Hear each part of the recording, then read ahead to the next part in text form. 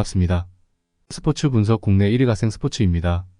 오늘도 확실한 분석을 바탕으로 여러분께 큰 도움을 전해드리겠습니다. 구독과 좋아요 한 번씩 부탁드리겠습니다.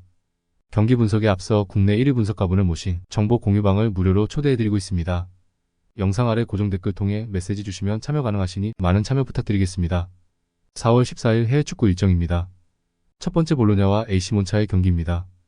볼로냐는 지난 경기에서는 아쉬운 매치를 치렀습니다. 다만 유독 홈에서 강한 편이라서 몬차를 상대로도 어느 정도 자신감이 없지는 않을 것입니다. 최근 홈에서는 인테르 말고는 패한 적이 없고 다 이겼을 정도입니다. 물론 몬차의 강한 중앙이라는 면을 볼로냐가 확실하게 공략을 할 수 있을 만큼의 공격진 뎁스가 구축이 되어 있느냐는 잘 모르겠지만 일단 몬차도 단단함이라는 면을 아주 보장하기는 어렵습니다.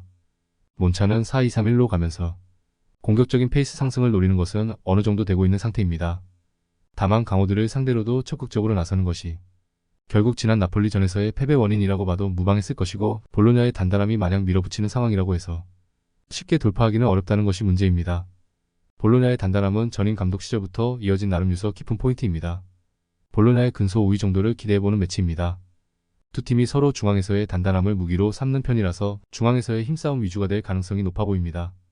다만 몬차가 4-2-3-1로 가는 시도가 공격에서는 효과를 보고 있다고 하지만 수비에서의 기복을 가져오고 있다는 점을 무시하기는 어려울 듯합니다. 그러므로 이 경기는 볼로냐의 승리와 언더를 추천드립니다.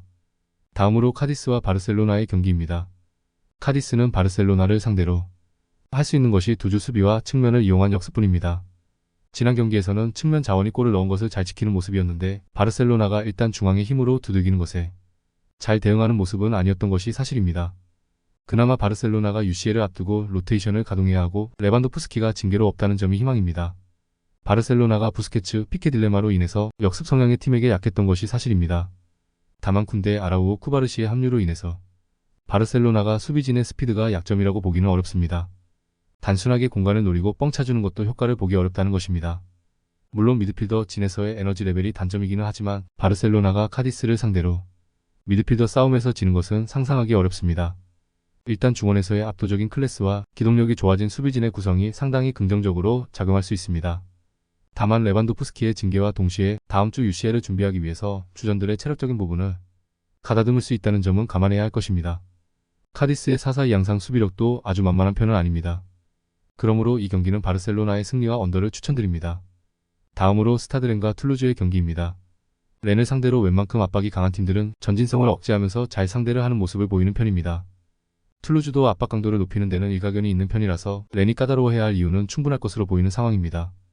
다만 툴루즈의 약점은 90분 내내 압박 강도가 이어지지 않는 것이라는 점이고 후반의 승부를 보는 식으로 렌이 강세를 이어가는 방법도 생각해볼 수는 있을 것 같습니다.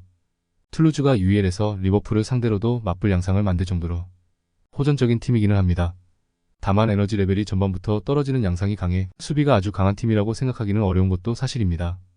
특히 원정에서는 실점률이 경기당 0.86골로 늘어나는 편인데 전반에는 경기당 0.5골 실점이라는 점을 감안하면 차이가 어느 정도 크다고 할 수 있을 것입니다.